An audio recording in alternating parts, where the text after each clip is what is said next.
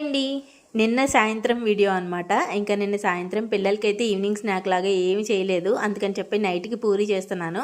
ఆ పూరి కూడా మా పండుగడు కోసం అనమాట. వాడికి హాస్టల్లో పూరి చేసి పెట్టరంట. ఇంకా అందుకని చెప్పి పూరి అయితే చేస్తున్నాను అనమాట. ఇంకా చాలామంది అడుగుతున్నారు, అక్క మీరు మీ అమ్మగారింటికి వెళ్ళరా అని చెప్పి. ఎందుకు వెళ్ళరండి, ప్రతి సంవత్సరం వెళ్తాను. కాకపోతే ఈ సంవత్సరం తాతయ్య గారు చనిపోయారు కాబట్టి ఇంకా మా ఇంట్లో అయితే పండగ లేదు. అందుకని చెప్పి వచ్చే సంవత్సరం అయితే వెళ్తాము. ఈ సంవత్సరం పండగ అయితే మా ఇంట్లోనే చేసుకుంటున్నాము. అలా అని అమ్మగారింటికి వెళ్ళనని ఏం కాదు, వెళ్తూ వస్తూనే ఉంటున్నాను. ఇంకా ఇక్కడ నేను ఏదైనా చేస్తే అది పట్టుకుని వెళ్తాను. పండుగలో వాళ్ళు ఏమి వండుకోరు కదా, అందుకని చెప్పి. ఇంకా పండగ సెలవులు కదండి, అక్క పిల్లలు అయితే వచ్చారు. వాళ్ళు వచ్చినందుకు కొంచెం ఇల్లు అయితే పండగలా ఉందన్నమాట. లేకపోతే ఇస్రో దేవుడా అంటూ మా పిల్లలు కూడా అలా డల్గా కూర్చుని అందరు. పిల్లలు అయితే ఫుల్ ఎంజాయ్ చేస్తున్నారు. మా ఊర్లో కూడా మంచి సందడిగా ఉంది కోడి పందాలతో. అది నాకు మాత్రం పని మోతెక్కిపోతుంది. టిఫిన్ తినేసి అన్నీ సర్దుకుని పడుకునే టైంకి 11 అయింది.